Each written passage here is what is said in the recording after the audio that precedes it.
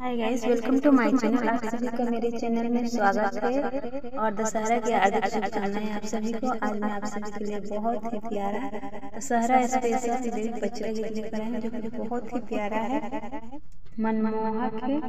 गीत को सुनने से दिल को सुकून मिलता है। चलिए सुनाते हैं, एंजॉय करिए और कमेंट करके बताइएगा कैसा लगा आप सभी को ये गीत। चलिए सुनाते हैं, सुनिए आप सभी। बड़ी सी कुंवार मोरा सा तोरे बानी या के धीरे धीरे। बड़ी सी कुंवार मोरा सा तोरे बानी या के धीरे धीरे। मई के झूला ना झूलैहा हो के धीरे धीरे। मोरा मैया के झूलुआ झूलैहा हो के धीरे धीरे। मई के झूलुआ झूलैहा हो के धीरे धीरे। सुन के पटरिया बारिशा में रसरिया हो के झुरु झुरु।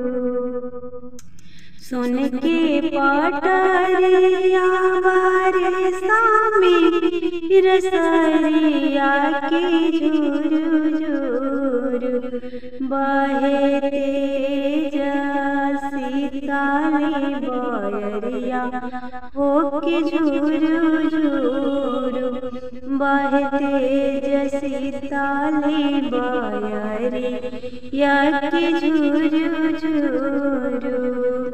निमिया के छाया में आसान लगैहा हो के धीरे धीरे। निमिया के छाया में आसान लगैहा हो के धीरे धीरे हो के धीरे धीरे। झूलना मैया के झूलैहा हो के धीरे धीरे।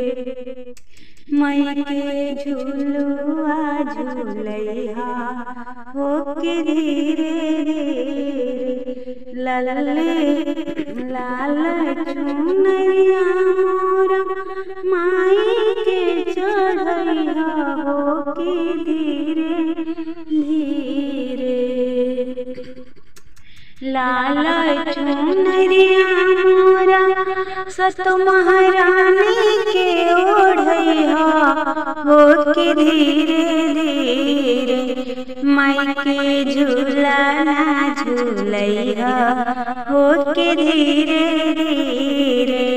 बड़ी सी कुंवार मोरा सा तोरे बानी या के धीरे धीरे। बड़ी सी कुंवार मोरा सा तोरे बानी या के धीरे धीरे हो के धीरे धीरे। मई के झूला ना झूलैहा हो के धीरे